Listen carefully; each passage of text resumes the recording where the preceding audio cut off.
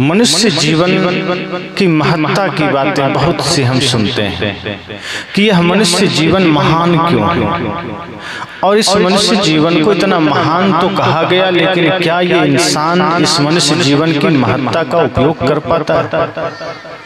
हम चौपाइयां पढ़ लेते हैं, बड़े भाग्य मानव तन पावा, सुर दुर्लभ सदग्रंथ ही गावा। अक्सर लोगों की जुबान पर यह चौपाई होती है कि ये मनुष्य शरीर इतना बड़ा है, इतना महान है कि यह देवताओं को भी दुर्लभ है, और देवता लोग भी तरसते हैं मनुष्य शरीर पाने को। अब पता नहीं देवता तरसते हैं कि नहीं, ये तो कोई नहीं बता पाएगा, क्योंकि देवता होते सामने तो पूछते, लेकिन अब देवता तो सामने नहीं है, कैसे पता चले? पर सच तो यह है कि यह शरीर जरूर कीमती है। जो सच्चाई है कि यह मनुष्य शरीर की महानता तो है। सोचिए, अगर मनुष्य शरीर के अलावा किसी और खानी में होते, कुत्ता बिल्ली सांप छुछुंदर में होते, तो क्या इतनी सुख सुविधाओं में होते? तो क्या इतने सारे साधनों के साथ होते? ठंडी लगती जहां मन तहां पड़े होते, जो खाने को मिलता खा रहे होते। उसमें भी अगर कुत्ता पालतू है तब तो सेवा हो जाती है, और कहीं फालतू है तो लोग डंडे मारकर ठंडी में भी भगा देते हैं, उसे वहां भी कुछ नहीं मिलता। जानवर अगर पालतू है तब तो थोड़ा घास फूस मिल भी जाएंगे, लेकिन यदि फालतू है तो कोई पूछने वाला नहीं। तो मनुष्य जीवन की महत्ता तो है कि आज हम सबको मनुष्य जीवन मिला है, ये महान अवसर तो है। लेकिन इस मनुष्य जीवन का हमने सार्थक उपयोग क्या किया है? जब से हमने जन्म लिया है तब से अब तक इस मनुष्य जीवन का क्या उपयोग किया? क्या यह मनुष्य जीवन सिर्फ खेलने खाने कमाने के लिए मिला है? क्या यह मनुष्य जीवन सिर्फ एक दूसरे की निंदा शिकायत के लिए मिला है? क्या यह मनुष्य जीवन सिर्फ क्रोध करने के लिए मिला है? क्या यह मनुष्य जीवन भाई भाई में झगड़ने के लिए मिला है? अगर एक तरफ से आप विचार करेंगे तो आज हम और आप यही कर रहे हैं। सुबह उठते ही हम यह सोचते हैं कैसे हमारे जीवन में धन बढ़ जाए, कैसे हमारा घर बढ़ जाए, और कैसे दूसरे का कम हो जाए। एक आदमी मंदिर भी जाता है प्रार्थना करने, तो मंदिर में भगवान से यही मांगता है कि हे प्रभु, मुझे तो नौकरी दे देना, और पड़ोसी को जो नौकरी दिए हो उसका नौकरी छीन लेना। हे प्रभु, हमारे बेटे को तो पास करा देना और दूसरे के बेटे को फेल करा देना। आदमी भगवान से भी यही मांग रहा है। अपने लिए वो दुनिया का सारा खजाना मांगता है, दूसरे के लिए नरक मांग लेता है। अपने लिए वो 2-4 मंजिला मकान मांगता है, और पड़ोसी की झोपड़ी में भी आग लग जाए ऐसा मांगता है। अब सोचिए, जो आदमी भगवान के साथ भी यही कर रहा है, जो आदमी मंदिर में जाकर भी यही कामना कर रहा है, वो आदमी जीवन में क्या वो काम कर रहा है जिसके लिए शरीर मिला है? बड़े भाग्य मानुष तन पावा, क्या आप कह सकते हैं उस आदमी के लिए सच में ये बड़े भाग्य से मिला है? अगर यह शरीर बड़े भाग्य से मिला है, सौभाग्य से मिला है, तो सौभाग्य किसके लिए, सुंदर अवसर किसके लिए है? जो आदमी दूसरे पर दया करता है, जो आदमी करुणा करता है, जो आदमी दूसरे के दुख को देखकर द्रवित हो उठता है, जो भूखे को भोजन देता है, जो प्यासे को पानी देता है, जो भाई के साथ प्रेम का व्यवहार करता है, जो माता पिता में ही महादेव और माता पार्वती का दर्शन करता है, उसके लिए यह शरीर महत्वपूर्ण है, उसके लिए यह महान अवसर है। और जो आदमी ऐसा नहीं करता उसके लिए तो यह अभिशाप है, उसके लिए तो दुर्भाग्य है कि वो इस मनुष्य शरीर को पाया, जिस शरीर को पा करके भी वो दैत्य वाला काम कर रहा है, निशाचर वाला काम कर रहा है। सोचिए, जो आदमी किसी से घृणा कर रहा है, जो आदमी किसी से नफरत कर रहा है, जो आदमी किसी के लिए कांटे बो रहा है, जो आदमी भूखे को भोजन तक नहीं दे सकता, जो किसी प्यासे को पानी भी नहीं दे सकता, जो पड़ोसियों के लिए सुख की कामना नहीं कर सकता, क्या उसके लिए मनुष्य शरीर सौभाग्यशाली है? नहीं। मनुष्य शरीर, आपका शरीर सौभाग्यशाली तो तभी हो सकता है जब इस शरीर से आप पुण्य का काम करें, जब इस शरीर से आप धर्म का काम करें। और इसके लिए संत का संग जरूरी है, सत्संग में जाना जरूरी है। आज आदमी कहता है क्या करें, बड़ा व्यस्त है, काम, बाजार जाना है, खेत जाना है, नौकरी है, दुनिया है, संसार।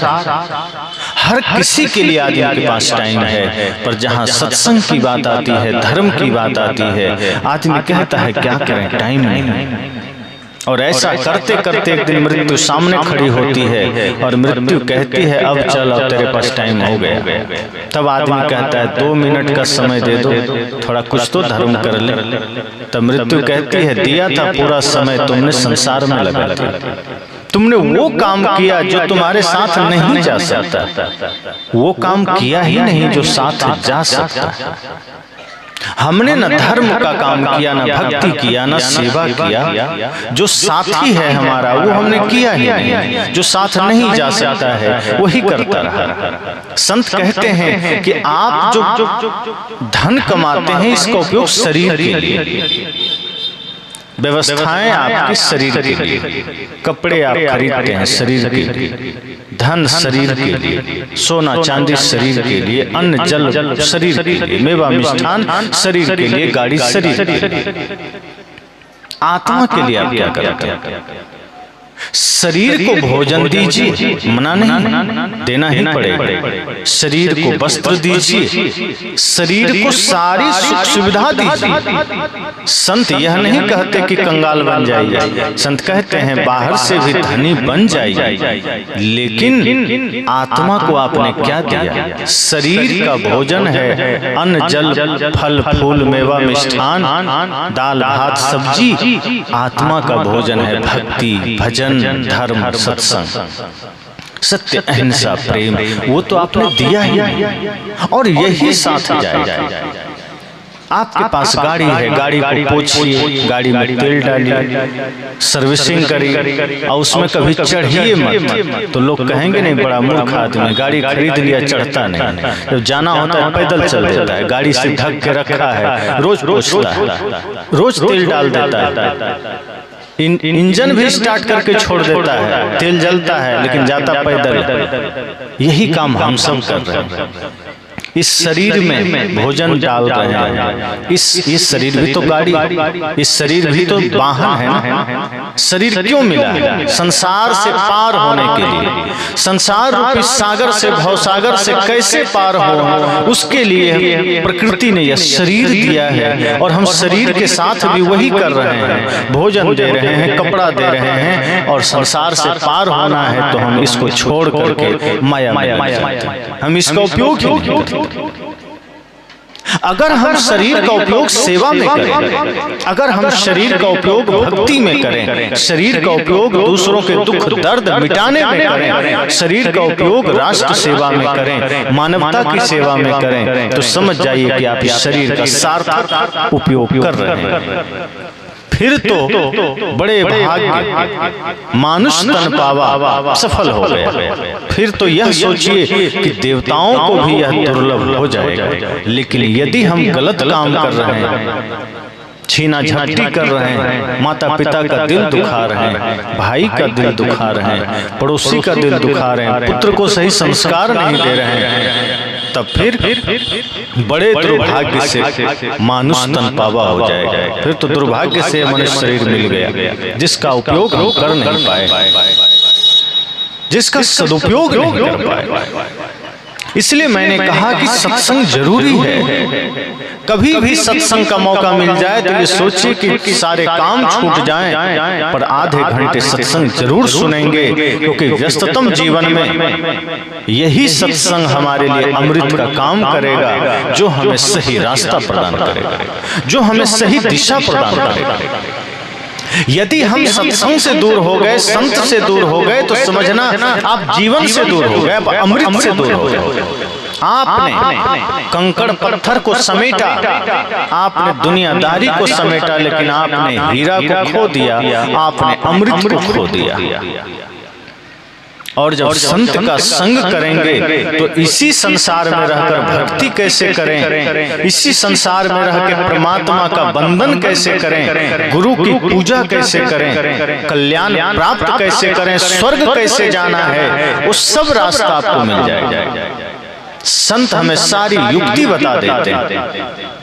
इसीलिए संत की महिमा है। इसीलिए श्री राम ने माता सबरी को कहा था, प्रथम भक्ति संतन कर सर्व।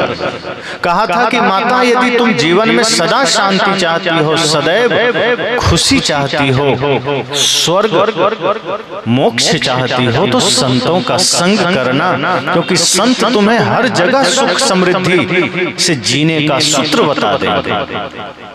गृहस्थ जीवन में रह के साधना कैसे करें, परिवार में रह करके स्वर्ग का जीवन कैसे जिएं, ये सूत्र संत बता सकते हैं।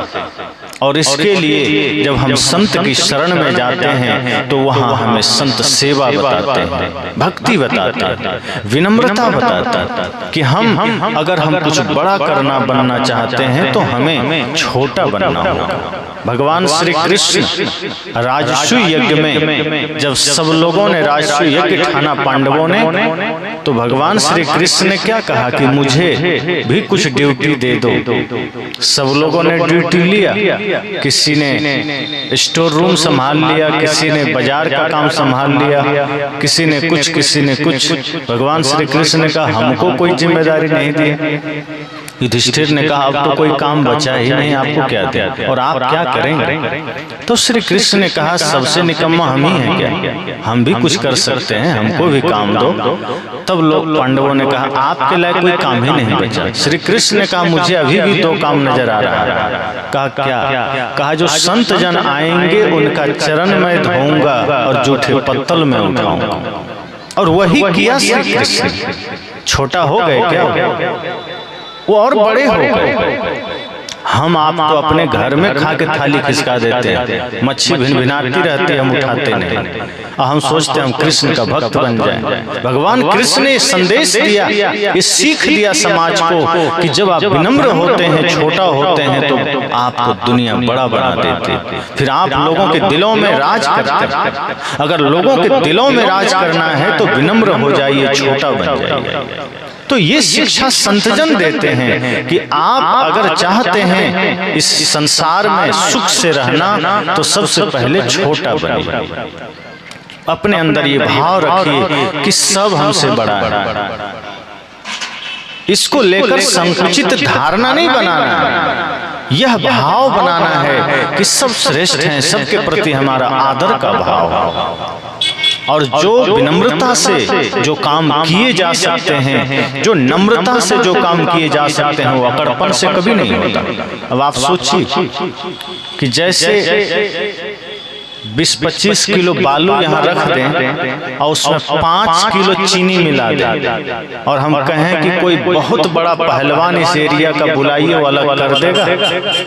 कोई पहलवान आ जाए कि चलो भाई बालू से चीनी अलग करो, तो भयंकर से भयंकर पहलवान भी हार मान लेगा, हमसे नहीं होगा।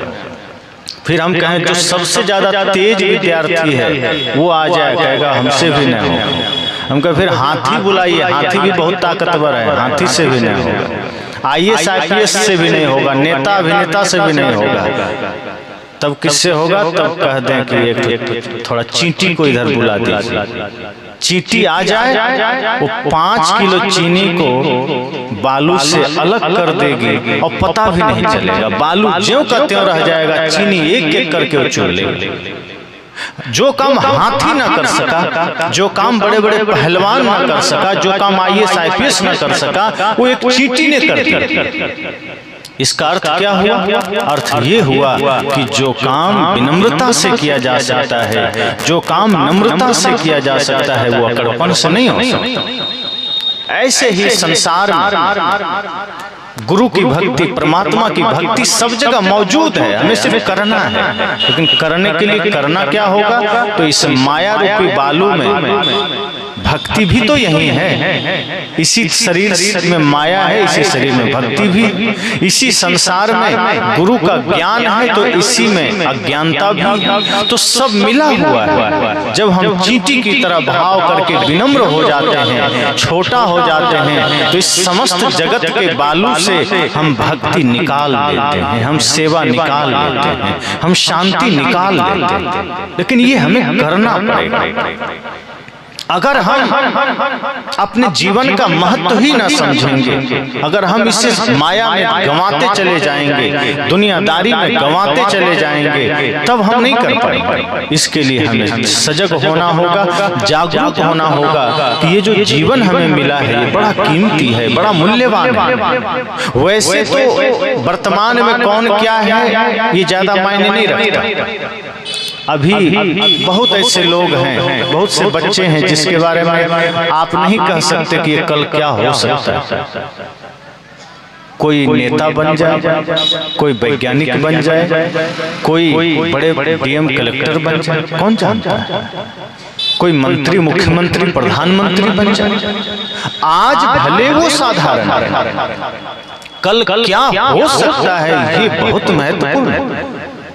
कई बार ऐसा होता है कि हमें लगता है हम तो बहुत साधारण हैं, पर ये मत भूलिए कि एक बीज को अगर सही माहौल मिल जाए तो बीज वृक्ष बन जाता है। ऐसे ही संत कहते हैं कि नर कब नारायण बन जाए ये कोई नहीं जानता, बस उसको सही माहौल मिलना चाहिए, सत्संग मिलना चाहिए, और वो योग्यता हर किसी के अंदर है, वर्तमान में नहीं दिख रहा है। लेकिन जब व्यक्ति लग जाता है सेवा साधना में, ध्यान में, वो व्यक्ति कुछ आगे कर ले जाता है। इसी वजह से मनुष्य शरीर को कीमती कहा गया।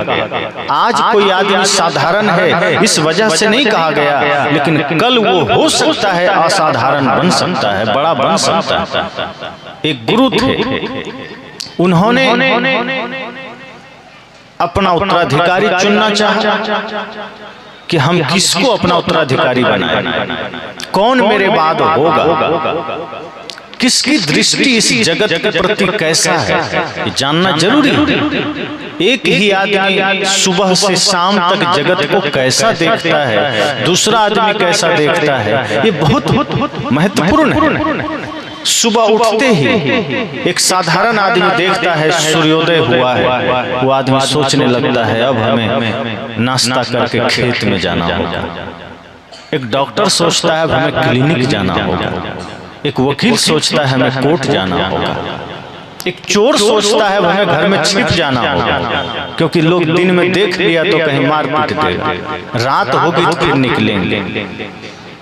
एक साधु जब देखता है तो ये सोचता है कि सूर्योदय हो चुका है, दोपहर होगी और फिर शाम हो जाएगी। उस संत यह सोचता है हमारे जीवन का भी तो सूर्योदय हुआ था, जन्म हुआ था, अब धीरे धीरे दोपहर हो रहा है, अर्थात जवानी आ रही है, और फिर धीरे धीरे बुढ़ापा और मृत्यु आ जाएगी, अर्थात सूर्यास्त हो जाएगा, शाम ढल जाएगी। तो एक सन्यासी उसी जगत को, उसी सूर्योदय को अलग तरीके से देखता है। उसका देखने का तरीका अलग है। पेड़ के पत्ते हिलते हैं, वो संत इस भाव से देखता है कि हमारे जीवन की आयु भी हिल रही है, हमारे प्राण भी हिल रहे हैं। कब वो पीले होकर के जमीन पर गिर पड़ेंगे कौन जानता है। पेड़ कहत है पात से सुन पत्ते मेरी बात, दुनिया की यह रीत है एक आवत एक जात।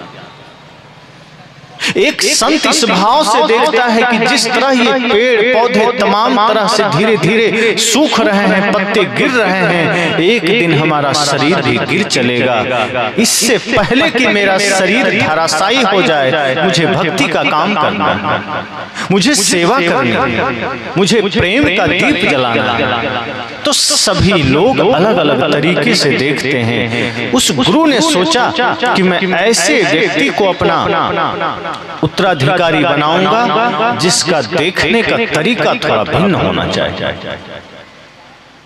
तो उन्होंने कहा कि मैं अपना उत्तराधिकारी नियुक्त करूंगा, क्योंकि मेरी उम्र हो चली है, मेरी उम्र ज्यादा हो गई है। तो कुछ शिष्यों ने कहा तो देर क्यों करना, अभी घोषित कर दीजिए। जो कुछ लोभी लोग होते हैं उनको लगता है जल्दी घोषित हो जाए, कहीं हमारा नाम आ गया तो मजा। तो गुरु ने कहा धैर्य रखो, हड़बड़ाने की जरूरत नहीं, घोषित हम करेंगे, जरूर करेंगे। तो 2-4 शिष्य सामने आ गए, गुरुजी फिर देरी क्यों कर रहे हैं, जल्दी बनाइए प्रस्ताव और घोषित कर दीजिए। गुरु ने कहा मैं कल सुबह करूंगा। तो जो शिष्य थोड़ा लोभी प्रवृत्ति के थे उनको लग रहा था जल्दी कर देते तो हम अपना नाम करवा लेते, हम ही इस आश्रम का मालिक बन जाते। पर गुरु जी ठहरे, ज्ञानी वो कहे ऐसे थोड़े होगा। विश्राम कर गए। दूसरे दिन सुबह उठे, नहाए धोए, अपने सभी शिष्यों को बुलाए और उन्होंने कहा मैं अपना उत्तराधिकारी घोषित करने जा रहा हूं, लेकिन मेरा एक सवाल है। शिष्यों ने कहा सवाल क्यों? गुरुजी ने कहा बिना सवाल का जवाब दिए तो उत्तराधिकारी मैं बनाऊंगा नहीं। मुझे पता तो होना चाहिए कि मैं सही हाथ में अपना उत्तरदायित्व दे रहा हूं। शिष्यों ने कहा जी पूछिए। गुरुजी ने कहा ये बताओ लोहा और चांदी में कौन कीमती है, महत्वपूर्ण कौन है? सभी शिष्यों ने एक साथ कहा चांदी ज्यादा कीमती है और महत्वपूर्ण भी। उसके बाद गुरुजी ने कहा मुझे पता था यही उत्तर दोगे। तभी पीछे नजर गई, किनारे एक शिष्य चुपचाप सिर झुकाए। गुरु ने कहा तुमने कोई जवाब नहीं दिया। कहा गुरुजी मेरे ख्याल से लोहा ज्यादा महत्वपूर्ण है। अब गुरुजी कुछ कहते उससे पहले सभी शिष्यों ने कहा मुझे पहले से पता था कि तुम सदा से बुद्धू हो और बुद्धू ही रहो। सब जानता है लोहा की कीमत कम है, चांदी महत्वपूर्ण है, फिर भी ये बुद्धू कह रहा है लोहा कीमती। गुरुजी ने कहा शांत हो जाओ। अगर उसने कहा है तुम्हें कारण भी तो जान लो, क्योंकि तुमने चांदी कहा है, पूछने की जरूरत नहीं, सब जानते हैं चांदी महंगा होता है, इसलिए तुमने भी चांदी कह दिया।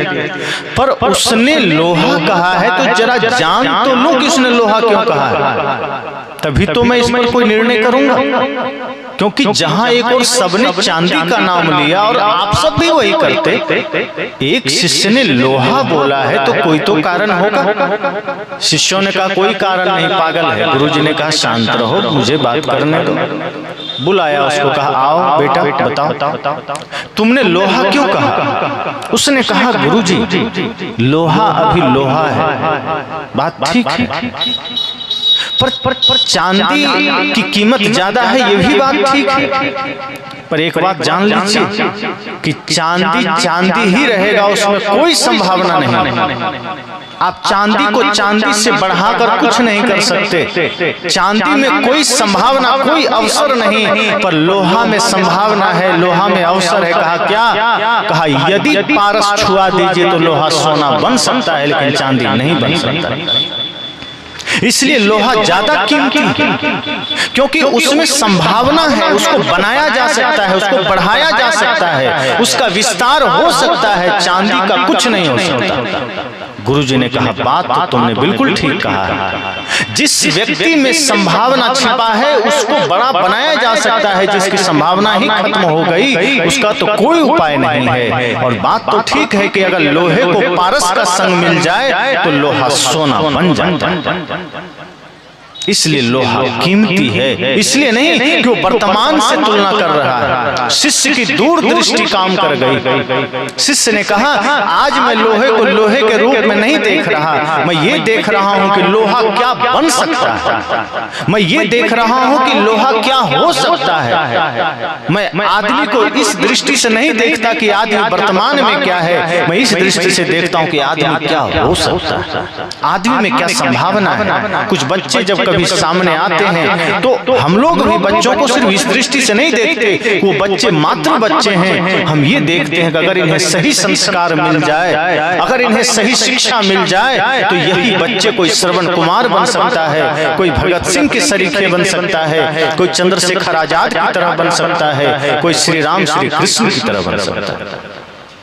गुरुजी ने कहा तुम पास हो गए। क्योंकि जिसके भीतर ये दूरदृष्टि है, जिसके भीतर दूरदर्शिता है, जो संभावनाओं को पहचान लेता है, वही हमारा उत्तराधिकारी हो सकता है। जिसकी दृष्टि सीमित हो गई, संकुचित हो गई, वो मेरा उत्तराधिकारी नहीं बन सकता। हम भी आपसे यही कहते हैं, जीवन में कभी ये मत सोचिए कि बस जो है वो है, आप अपने को आगे बढ़ा सकते हैं।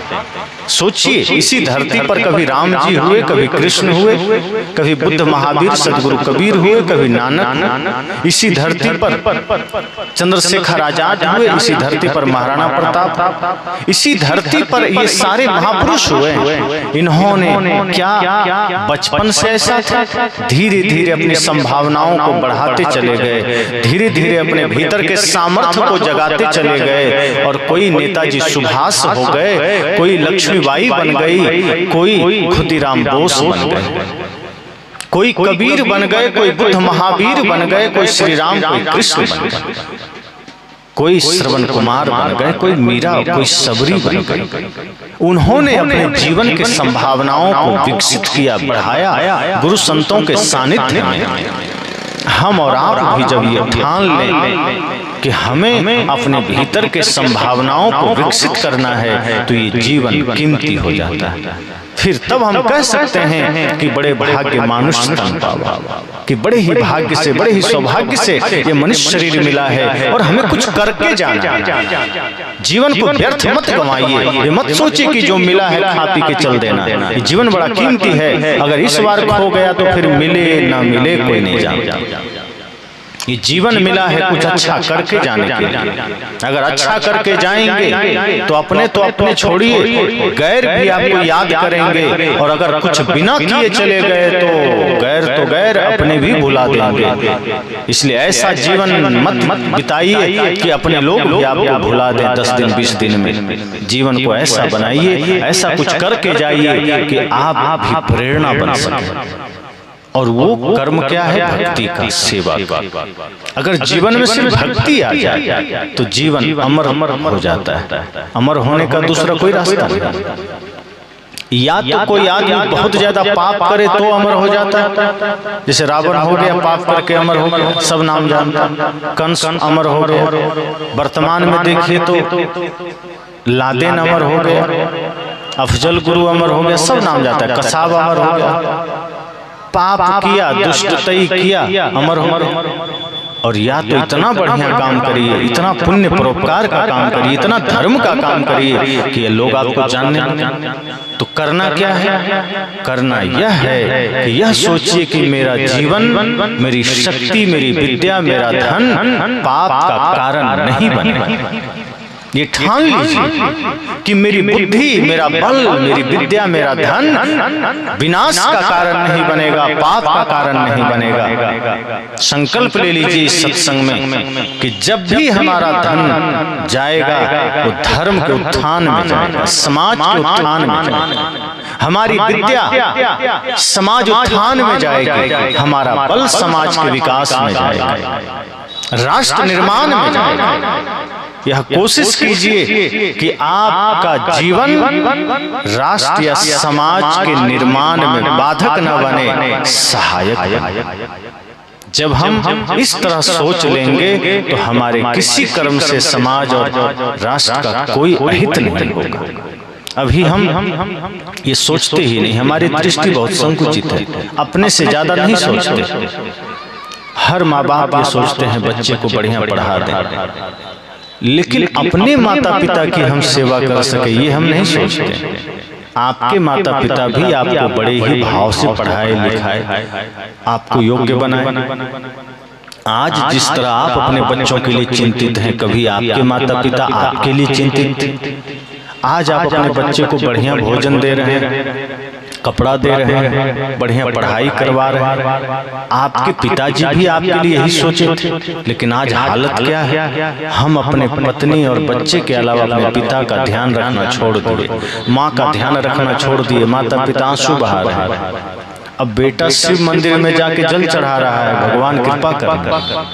अब जब आप अपने ही पिता का अनादर कर रहे हैं तो जगत पिता महादेव आप पर प्रसन्न होंगे क्या? जब आपकी वजह से आपके पिता के आंख में आंसू है, आपके माँ के आंख में आंसू है, तो माता दुर्गा खुश होंगी क्या? नहीं होंगे। वो खुश तभी होंगे जब आपकी माँ आपसे खुश हो जाए, जब आपके पिता आपसे खुश हो जाए। अगर आपने अपने माता पिता के आंख में आंसू ना आने दिया तो समझ जाइए शिव पार्वती सब खुश है। और अगर आपने अपने कर्म से अपने भाई को, अपने पुत्र को, अपने माँ को, अपने पिता को रुला दिया तो कोई भगवान, कोई गुरु खुश नहीं हो सकते। इसलिए मैंने कहा ये जीवन छोटा है, ऐसा काम करके जाइए जो आपको भी सुख शांति दे और आपके वजह से समाज में भी सुख शांति समृद्धि आए। अपने बच्चों को सही संस्कार दीजिए। आप पढ़ा देते लेकिन उसको संस्कार नहीं देते। आप सोचते हैं बेटा IAS बने, IPS बने, अन्य ऊंचे पदों पर चले जाए, पत्रकार बन जाए, इंजीनियर बन जाए, डॉक्टर बन जाए, वकील बन जाए, वैज्ञानिक बन जाए, लेकिन कभी ये सोचते हैं कि बेटा एक अच्छा इंसान बन जाए। आप उसको जो भी बनाना है बनाइए, संतजन कभी रोकते नहीं। आप उसको जो शिक्षा देना है दीजिए, पर इतना संस्कार जरूर दीजिए कि आपके बच्चे अपने भारत की संस्कृति को समझ सके, मर्यादा को समझ सके, माता के प्रति उसका भाव, पिता के प्रति उसका समर्पण सदा बना रहे, समाज और राष्ट्र के प्रति समर्पण बना रहे। आप सावधान हो जाइए, जीवन बहुत थोड़ा है, समय बहुत कम है, मृत्यु निकट है।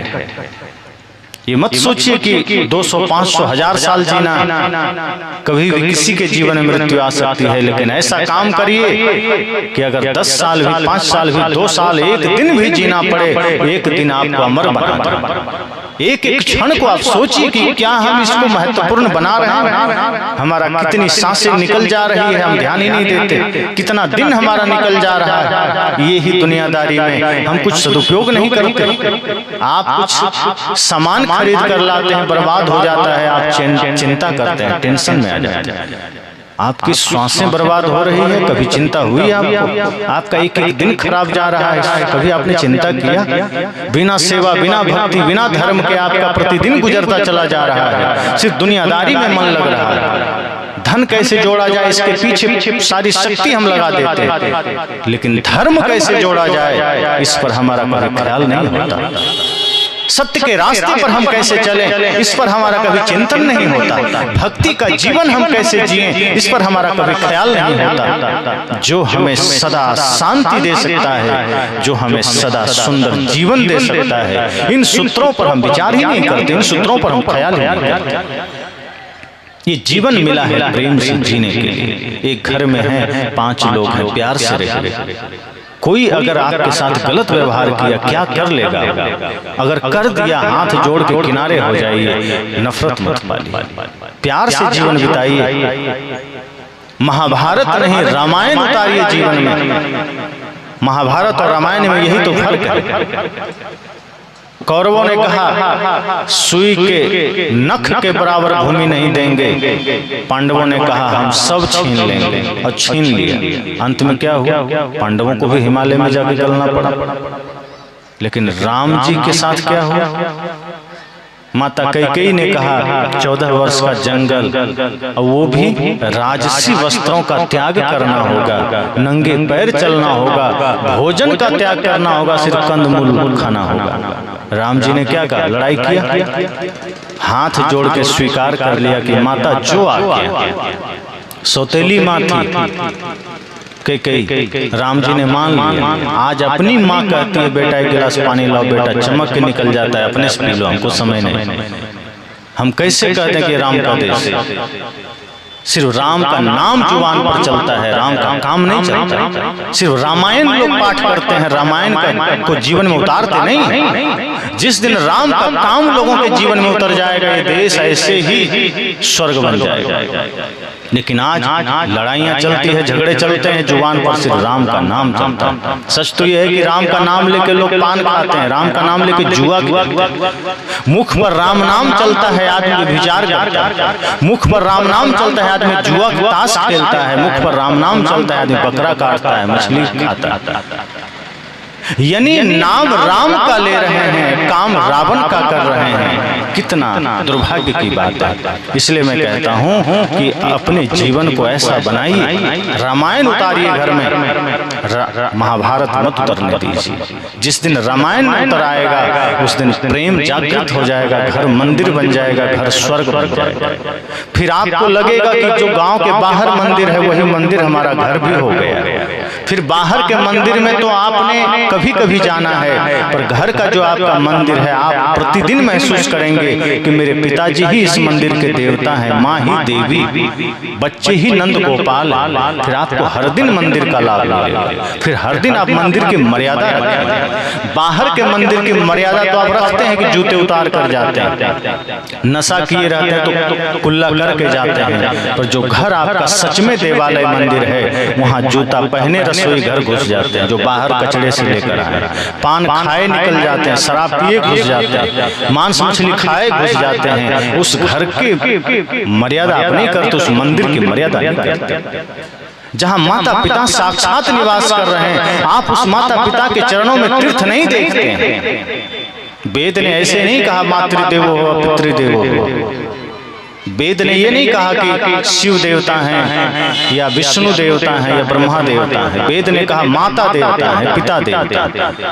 वेद ने साफ कहा माता पिता और गुरु ही असली देवता है। जो इनको मानता है वही जीवन में सुख शांति समृद्धि पाता है। जो इनका तिरस्कार करता है वो जीवन में कभी सुख चैन समृद्धि पा ही नहीं सकता। इसलिए मैंने कहा जीवन में सदैव जागृत होइए, सोचिए कि हमारे कर्म से किसी को दुख तो नहीं हो रहा, हमारा भाई हमारे वजह से दुखी तो नहीं है। अगर आप बहू हैं सोचिए कि मेरे व्यवहार से कहीं सास माँ कष्ट में तो नहीं, और अगर आप सास हैं तो सोचिए आपके व्यवहार से आपकी बहू दुख में तो नहीं। अगर आप बड़े भाई हैं तो सोचिए मेरा छोटा भाई दुखी तो नहीं, छोटा है तो सोचिए बड़ा भाई दुखी तो नहीं। आप एक माँ हैं तो सोचिए आपके कर्म से आपके पुत्र के जीवन में कोई समस्या तो नहीं। अपने अपने कर्म को सुधार लीजिए, अपने अपने कर्म को पवित्र कर लीजिए और सोचिए कि जीवन तो थोड़ा है, क्यों अफरा तफरी करना, क्यों है तौबा करना, कुछ अच्छा कर लेना है, चल देना।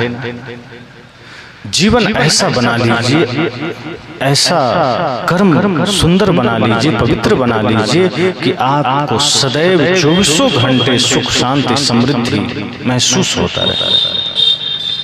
और सच कहिए तो गुरु भगवान जो भी हैं, अगर आप उन्हें अपने जीवन में पाना चाहते हैं तो उसका रास्ता भी यही है। राम जी ने कहा निर्मल मन जन सो मोहि पावा, मोहि कपट छल छिद्र न भावा। अगर आप भगवान को भी पाना चाहते हैं तो उससे पहले आपको मन को निर्मल करना होगा। अगर मन में कपट है, मन में छल है, मन में ईर्ष्या है, मन में नफरत है, किसी के लिए घृणा है, हिंसा है, तो भगवान आपको कभी नहीं मिलेंगे। फिर आप जितना मंदिर जाइए, फिर आप चाहे जितना पूजा करिए, वो व्यर्थ हो जाएगा। संत कहते हैं आप पूजा कर्म को ही बना लीजिए। हम करते क्या है, कर्म को कभी नहीं बदलते, अलग से जाके पूजा कराते हैं, अगरबत्ती घुमा लेते हैं, जल चढ़ा देते हैं, बेलपत्र चढ़ा लेते हैं और कर्म हमारा गंदा है। संत कहते हैं अपने कर्म को इतना पवित्र बना लीजिए कि आपका कर्म ही पूजा बन जाए। फिर आप अगर झाड़ू सड़क में भी लगाएंगे तो आपका सड़क में झाड़ू लगाना पूजा बन जाए। फिर आप किसी भिखारी को एक मुट्ठी अन्न दे देंगे तो उस भिखारी को एक मुट्ठी अन्न देना भी भगवान को भोग लगाना बन जाए। अगर आप ग्राहक को समान देंगे और पवित्र भाव से देंगे तो ग्राहक को समान देना भी पूजा बन सकता है। आप शौचालय साफ करेंगे पवित्र मन से तो शौचालय सफाई भी पूजा बन सकता है। संत कहते हैं कर्म को पूजा बना लीजिए, फिर आपका घर, आपका मंदिर, आपका शरीर आपका मंदिर बन जाएगा। फिर आप जो करेंगे पूजा बन जाएगा। अलग से आपको फिर कुछ करना नहीं पड़ेगा। फिर आप मुख से जो मीठे शब्द बोलेंगे वही प्रार्थना बन जाएगा। इसलिए मैंने कहा ये जीवन बड़ा कीमती है, लेकिन कीमती कब है? जब हम इससे कुछ अच्छा काम करते हैं, जब हम इससे कुछ बढ़िया काम करते हैं, कुछ धर्म का काम करते हैं, कुछ पुण्य का काम करते हैं। अगर इस शरीर से हम सिर्फ पाप करते चले जा रहे हैं, अगर इस शरीर से हम सिर्फ लोगों का दिल दुखाते चले जा रहे हैं, अगर इस शरीर से हम सिर्फ लोगों को दर्द देते चले जा रहे हैं, हिंसा करते चले जा रहे हैं, तो फिर ये शरीर बहुत दुर्भाग्य है कि मिल गया। कोई सौभाग्य नहीं, कोई भाग्य नहीं।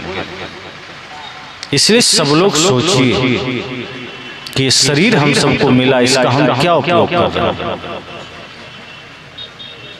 जैसे जानवरों को शरीर मिला तो उनके पास तो कोई संभावना नहीं है, वो कुछ नहीं कर सकते। उनको खाना है, बच्चे पैदा करना है, मर जाना है। इंसान को शरीर मिला, आपको हमको शरीर मिला, तो क्या उतना ही काम के लिए मिला? बिल्कुल नहीं। इंसानों को शरीर, हम आपको शरीर इसलिए मिला कि हम धर्म का काम कर सकें, कि हम पुण्य का काम कर सकें, परमार्थ का काम कर सकें, इस शरीर से भवसागर पार हो सके। हम तो रोज नया भवसागर बनाते चले जा रहे हैं, हम तो रोज अपने जीवन में दाग लगाते चले जा रहे हैं। मनुष्य शरीर मिला था दाग छुड़ाने के लिए, हम तो दाग लगाए चले जा रहे हैं। कभी क्रोध का दाग लगा रहे हैं, कभी कामना का दाग लगा रहे हैं, कभी नफरत का दाग लगा रहे हैं, कभी घृणा का दाग लगा रहे हैं, कभी हिंसा का। इसमें हमें इन दागों को छुड़ाना है, इन दागों को मिटाना है, और इसके लिए गुरु संत की संगत आवश्यक है, सत्संग आवश्यक है। बहुत से लोग आपको बता देंगे, कई सत्संग ऐसे भी होते हैं जिसका नाम तो सत्संग है, लेकिन वास्तव में वो सत्संग होता नहीं। कई जगह मैंने सुना है, वहां आपको बताया जाएगा कि आपको कोई धर्म का काम करने की जरूरत नहीं। कई जगह मैंने सुना है, आपको बताया जाता है और आदमी कंफ्यूज हो जाता है, संदेह में आ जाता है क्या करें। मंच से यह कहा जाता है कि आपको भाई के साथ व्यवहार बढ़िया करने की जरूरत नहीं है, माता पिता के साथ बढ़िया व्यवहार करने की जरूरत नहीं है, मांस मछली छोड़ने की जरूरत नहीं है, आपको बढ़िया काम करने की जरूरत ही नहीं है। बस एक बार तुलसी का माला आइए हम पहना देते हैं, आप सीधे स्वर्ग चले जाएंगे। आप जितना पाप करना है कीजिए। ऐसे ठगों से सावधान रहिए। अगर ऐसा है तो फिर रामायण झूठी हो जाएगी, गीता झूठी हो जाएगी, फिर वेद झूठे हो जाएंगे।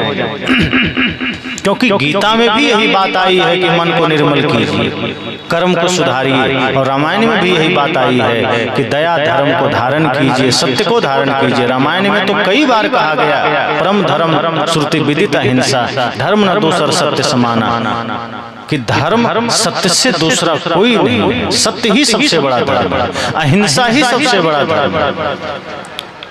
परहित सरिस धर्म नहीं भाई, दूसरे का हित करना ही धर्म है। तो फिर रामायण तो झूठी हो जाएगी। अगर आप सब छल करिए, पाप करिए, जुआ खेलिए और सिर्फ तुलसी का माला पहन के ओम नमः शिवाय बोलिए तो स्वर्ग चले जाएंगे। फिर रामायण झूठी, वेद झूठा, गीता झूठी, फिर कृष्ण झूठे हो गए। फिर तो मानने की जरूरत नहीं, मंदिर बनाने की जरूरत नहीं, सत्संग करने की जरूरत नहीं। फिर जीवन भर पाप करिए, अंत में एक तो माला पहनिए, उतर जाइए गंगा। तो फिर कृष्ण कहते हैं नहीं, ये भक्ति नहीं। राम कहते हैं ये भक्ति नहीं। भक्ति ये है कि आपको धीरे धीरे अपने मन सा वाचा कर्मणा, अपने मन को, अपने वचन को, अपने कर्म को निर्मल करना होगा, पवित्र करना होगा। अगर मन में कपट भी है तो प्रभु नहीं मिलेंगे। राम जी साफ कह रहे हैं, निर्मल मन जन सो मोहि पावा, मोहि कपट छल छिद्र न भावा।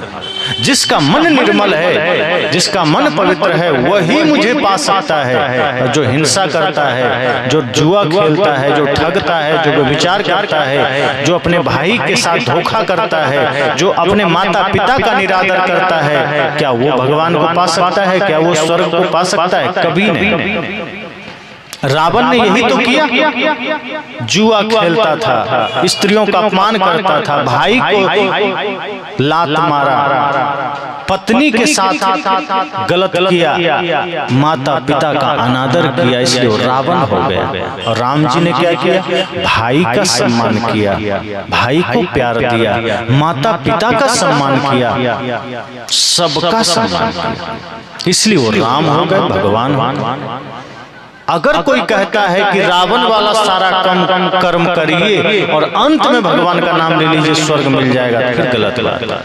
फिर राम जी कहते हैं फिर ऐसे आदमी को स्वर्ग नहीं मिलेगा, वो जीवन में ही नर्क भोगा है, आगे भी नर्क भोगेगा। लेकिन आज ऐसे लोग बहुत हैं समाज में जो कहता है कि हमारे पास आइए, हम दीक्षा देंगे, सीधे स्वर्ग भेज देंगे।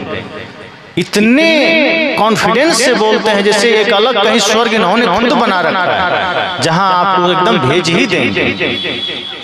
स्वर्ग का अर्थ भी जिन्हें पता नहीं, वो आपको स्वर्ग भेज रहे हैं। हमारे संतों ने कहा स्वर्ग तो आप जीते जी पा सकते हैं, करना बस इतना है, मन को निर्मल कर, जीवन में भक्ति को धारण, सेवा को धारण करना। और जैसे ही आपका मन निर्मल होगा, जीते जी स्वर्ग है, जीते जी शांति है, जीते जी सुख है, समृद्धि। माता सबरी के पास क्या था? सोना चांदी कुछ था नहीं था, महल नहीं था, झोपड़ी थी वो भी टूटी हुई, कपड़े थे वो भी फटे हुए। और रावण के पास सोने की लंका था, सारा साम्राज्य था, सारा वैभव था, पर नहीं था तो क्या? रावण के पास मन की निर्मलता नहीं थी, भक्ति नहीं थी, सेवा नहीं थी। उसके पास अहंकार था, पाप था, वैभव था, समृद्धि थी, लेकिन उसका मन निर्मल नहीं था, उसके पास सत्य नहीं था। और माता सबरी के पास बाहर का कुछ नहीं, न सोना न चांदी न समृद्धि, कुछ नहीं, लेकिन क्या था? भक्ति थी, निर्मलता थी। तो राम जी उनके जूठे पैर खा लिए और माता सबरी के जीवन में जो शांति, जो समृद्धि थी, वो रावण के पास नहीं। शांति का संबंध भक्ति से, अगर भक्ति है, मन की निर्मलता है, मन की पवित्रता है, तो राम भी चल के द्वार पर आ जाते हैं। और मन में गंदगी है तो राम द्वार पर तो आएंगे, लेकिन धनुष बाण लेकर रावण की तरह बद्ध करने, न कि आपको माता सबरी की तरह आशीर्वाद देने। अगर मन में विदुर जैसी निर्मलता है, मन में विदुर जैसी भक्ति है, तो कृष्ण का चरण आपके द्वार तक आ सकता है। आप चाहे साग रोटी ही क्यों न खिलाएं, कृष्ण स्वीकार कर लेंगे। लेकिन यदि दुर्योधन जैसी अकड़, दुर्योधन जैसा आतंक, दुर्योधन जैसा घमंड है, तो आप 56 प्रकार के व्यंजन भी बना के रखे हैं, तो कृष्ण अगर आ भी गए तो आपका भोजन, आपका आतिथ्य स्वीकार नहीं करेंगे। और आप चाहे जितनी कोशिश कर लें, कृष्ण ठुकरा देंगे और बोलेंगे कि तुम्हारे भोजन में अहंकार की गंध है, इसलिए मैं तुम्हारा भोजन स्वीकार नहीं किया, चाहे तुम मेवा मिष्ठान ही क्यों न बनाए। और तब कृष्ण का चरण कहाँ चला जाता है? विदुर के द्वार पर। और विदुर जी के यहाँ क्या है? साग और रोटी है। और कृष्ण वो साग रोटी खाकर क्या कहते हैं? अमृत का स्वाद भी फीका है इसके सामने। क्यों? क्योंकि उस साग रोटी में प्रेम है, उस साग रोटी में भक्ति है, उस साग रोटी में समर्पण। सदैव इस बात का ध्यान रखिए कि जीवन में अगर समर्पण है, भक्ति है, सत्य है, अहिंसा है, प्रेम है, करुणा है, तो किसी भी रूप में आपके द्वार पर भी भगवान आ सकते हैं। लेकिन यदि छल है, कपट है, हिंसा है, व्यभिचार है, तो अगर कभी भगवान आ भी गए तो बद्ध करने आएंगे, वरदान देने तो बिल्कुल नहीं आएंगे। इसीलिए मैं कहता हूँ कि सत्संग थोड़ा भी हो, हम सबको जाग कर बैठना है, हम सबको सजग होना है कि ये सत्संग हमारे जीवन के लिए, हमारे जीवन को जगाने के लिए, ना जाने कब हम थोड़ी सी बातों से जग जाएं। अंगुलीमाल कितना देर सुना, बुद्ध रास्ते में चले जा रहे हैं, थोड़ी देर की भेंट हुई और लोग गुजरते थे, डर से कांपने लगते थे। लेकिन बुद्ध जब अंगुलीमाल के सामने आए तो अंगुलीमाल भी हैरान हो गया कि ये कौन आदमी है जो इतना शांत खड़ा है। क्योंकि जो निर्भीक हो गया है, जो निडर हो गया है, जो करुणा के शिखर पर है, जो प्रेम की मूर्ति है, उसके अंदर इतनी करुणा समाहित हो जाती है कि संसार से वो डरता ही नहीं, बल्कि अपने प्रेम से संसार को वो शांत कर देता है। अंगुलीमाल भी हैरान है कि ये कौन है आखिर जो कांप नहीं रहा है मेरे सामने। और तब अंगुलीमाल ने क्या कहा, ठहर जाओ। बुद्ध ने कहा मैं तो ठहर गया, तुम कब ठहरोगे।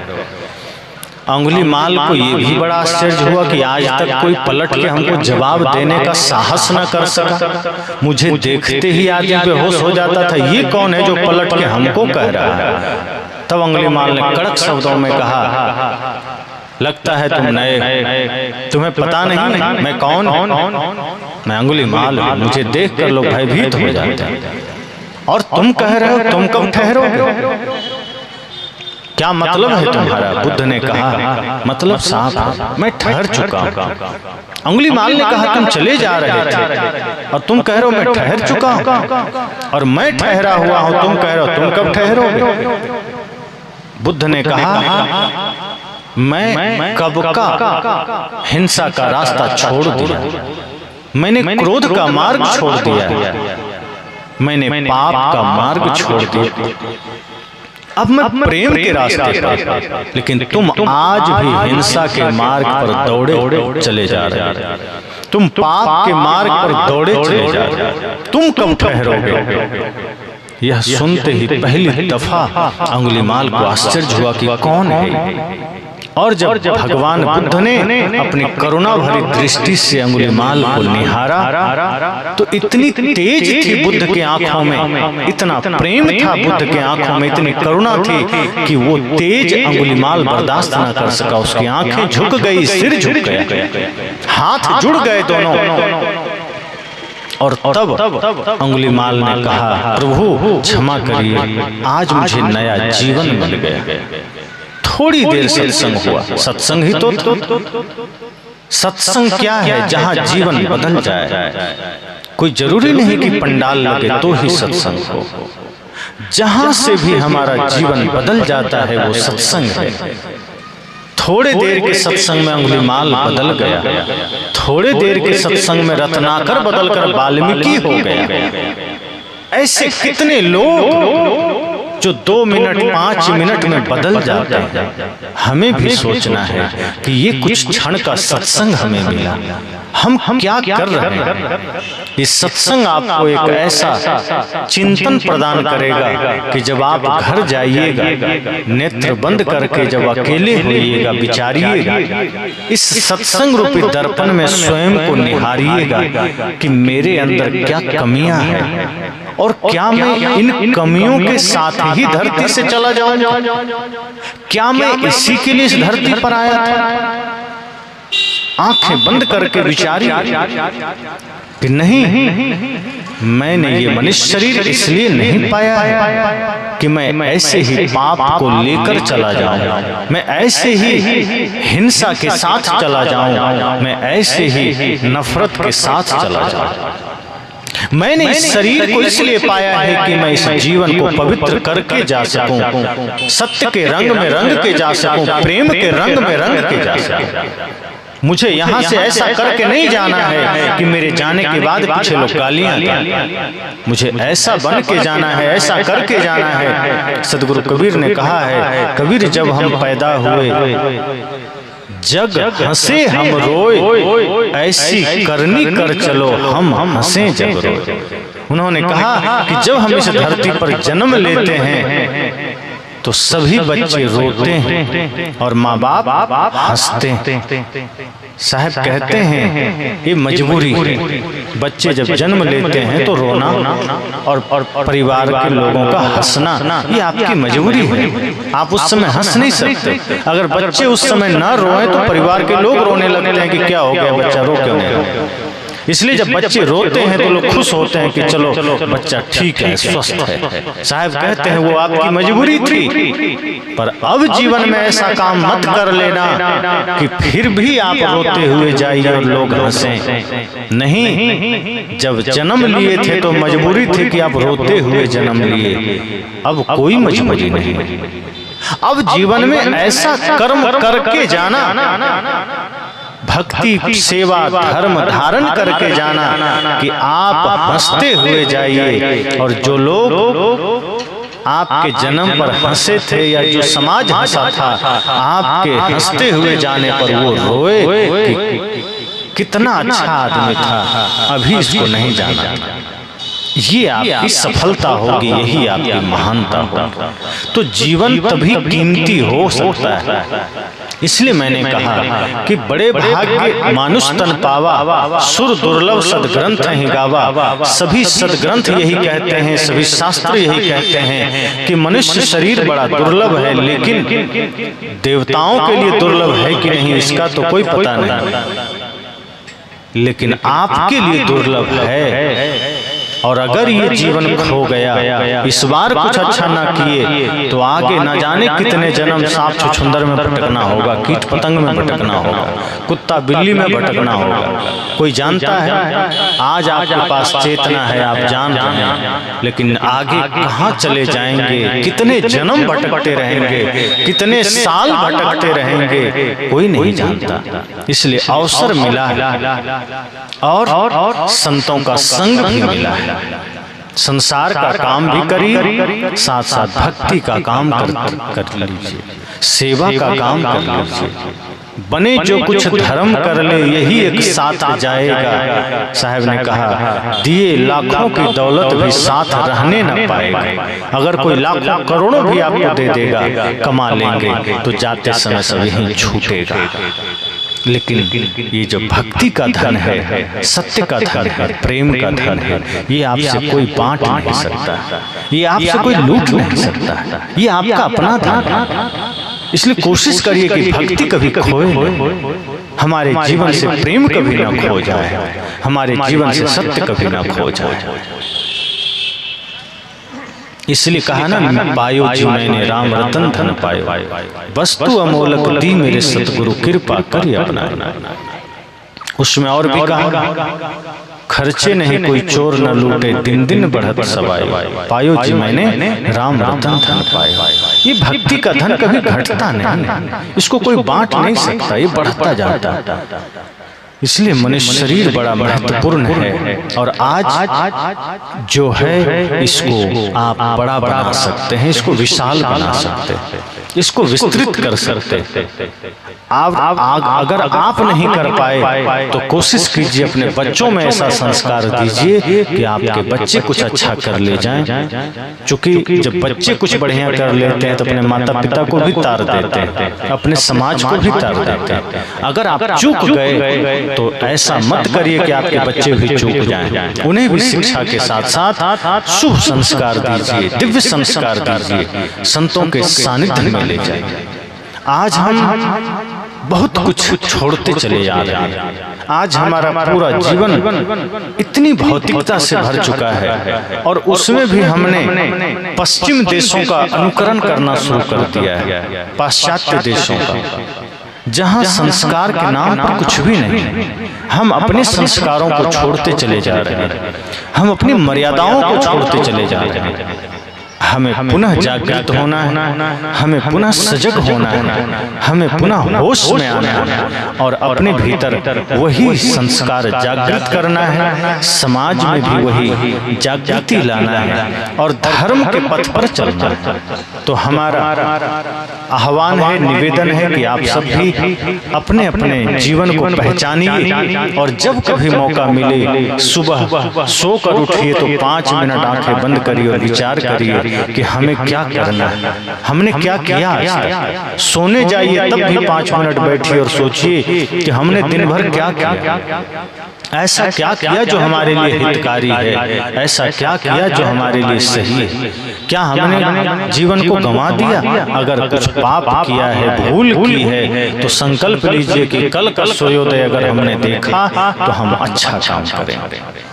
और सोचिए, ये सत्संग आपको एक सोचने का अवसर देता है। आपको जैसे आप आईने के सामने जाते हैं, दर्पण के सामने, तो चेहरे का दाग नजर आ जाता है, कपड़े का दाग नजर आ जाता है। इस सत्संग में जब आप निश्चल मन से खड़े होते हैं तो सत्संग में आपको अपने मन के दाग नजर आ जाते हैं, क्योंकि बाहर के दर्पण में मन का दाग नहीं दिखेगा, आपके विचारों का दाग नहीं दिखेगा, पर सत्संग में संतों के सामने आपको अपने मन के दाग दिखेंगे। और एक बार तन पर दाग रह जाए तो कोई चिंता नहीं, चेहरे पर दाग रह जाए तो कोई चिंता नहीं, पर मन में कोई दाग रह गया तो जीवन को बर्बाद कर देता है। इसलिए कोशिश कीजिए, संतों का संग, भक्ति, सेवा, सत्संग ये हमारे जीवन में हो, ताकि मन में कोई दाग न रह सके, मन में कोई कचरा न रह सके, हमारा मन निर्मल हो और हम अपने जीवन की कीमत को समझ सकें, हम अपने जीवन को महत्वपूर्ण बना सकें और साथ साथ अपने बच्चों में सही संस्कार दे सकें, ताकि हमारी आने वाली पीढ़ियां भी भक्ति से रंगा हो, हमारे युवाओं में राष्ट्र भक्ति हो, माता पिता गुरु के प्रति भक्ति हो, ताकि एक सुंदर सभ्य समाज का निर्माण हो सके।